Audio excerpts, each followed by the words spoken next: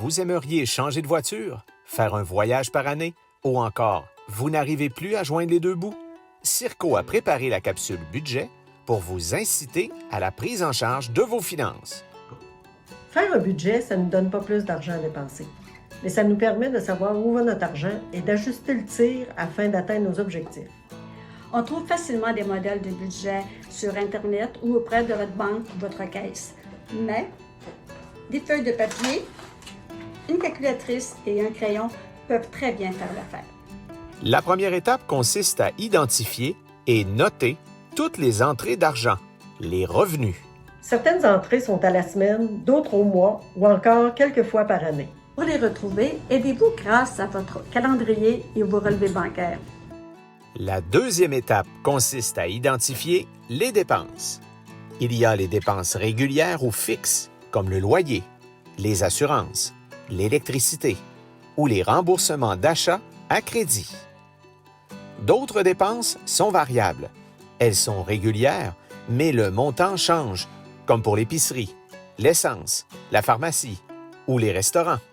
N'oubliez pas les dépenses occasionnelles, comme le changement de pneus, la rentrée scolaire, les cadeaux ou les vêtements.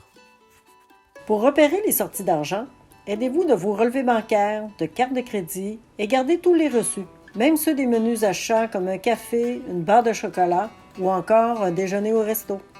Conservez tous vos reçus. Mettez-les dans une enveloppe ou dans une boîte. Une fois par semaine, additionnez-les et inscrivez-les dans le type de dépenses.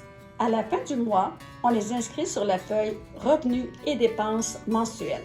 Est-ce que ça vaut vraiment la peine de garder tous ces petits reçus? Disons que tu achètes un café au coût de 2,50 à tous les jours. À la fin de la semaine, tu auras dépensé 17,50. Pour une année, c'est 913 que ton café quotidien t'aura coûté. C'est souvent tous ces petits achats qui débalancent le budget. Et qu'est-ce qu'on fait avec tous ces chiffres? Une fois que vous avez bien identifié vos sorties et vos entrées d'argent, c'est le temps de calculer et de les inscrire sur la feuille de revenus et de dépenses mensuelles. Cela demande quelques calculs supplémentaires car pour avoir une image juste, on rapporte tout au mois. Par exemple, si votre salaire est payé à chaque semaine, on fait le total pour l'année et on divise par 12. Autre exemple, le crédit pour TPS est versé 4 fois par année. On multiplie par 4 et on divise par 12. Pour les dépenses, c'est le même principe de calcul. Pensez au changement de pneus qui revient 2 fois par année. Pour les dépenses qui reviennent une ou quelques fois par année, comme les assurances, la rentrée scolaire, les changements de pneus, il serait sage de mettre le montant estimé de côté à chaque mois pour avoir l'argent disponible lorsque sera venu le moment de payer.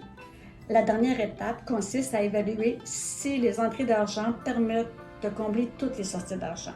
On utilise toujours notre modèle de budget mensuel. J'ai une colonne pour mes revenus et une pour les dépenses. J'additionne le tout et évidemment, les dépenses ne devraient pas être plus élevées que vos revenus. Vous avez un surplus merveilleux. Si vous n'arrivez plus à joindre les deux bouts, de petits changements peuvent apporter de grandes économies. Revoyez vos forfaits cellulaires. Avez-vous besoin de tous ces gigaoctets? Vos chaînes télé. Écoutez-vous vraiment toutes ces chaînes? Vérifiez vos frais bancaires, diminuez le nombre de transactions ou optez pour un forfait moins élevé. Aussi, vérifiez, vous avez peut-être droit à un forfait gratuit. Renégociez tous vos contrats d'assurance, auto, habitation ou autres. Ce qui correspondait à vos besoins il y a quelque temps n'est peut-être plus nécessaire aujourd'hui. Le conseil de Phil en terminant. Il n'y a pas de petites économies. Pour prendre rendez-vous avec nous, composez le 418-435-2884.